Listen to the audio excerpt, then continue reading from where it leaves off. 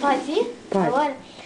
Oi, estamos aqui tentando fazer uma lareira. Só que o papai joga graveta em cima da lareira.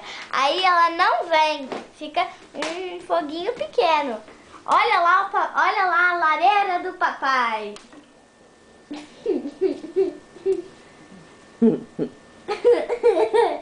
Dá pra botar marshmallow e ele não vai esquentar tão rápido.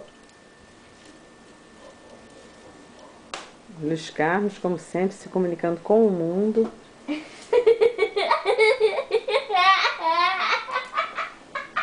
Como sempre agora, né?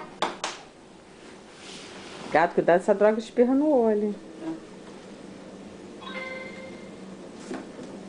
E aí, Lu, tá gostando?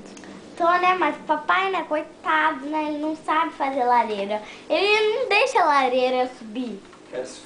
Ele fica prendendo a lareira.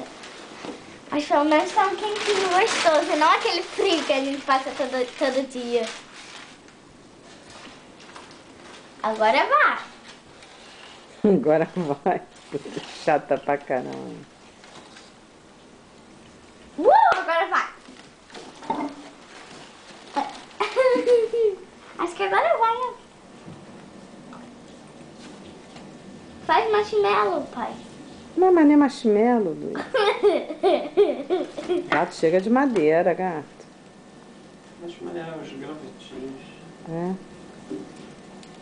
Gravetinho pra quê? Pra pegar marshmallow? Acho que é, né? Gostaram da lareira? O papai fez lareira tão bem, né, gente? Tão bem, enfiando graveto na lareira. Olha só, que lindo. Ele é muito fofo, botando pauzinho em cima da lareira. Assim ela não consegue esquentar. Ela é fria. Ali, ó.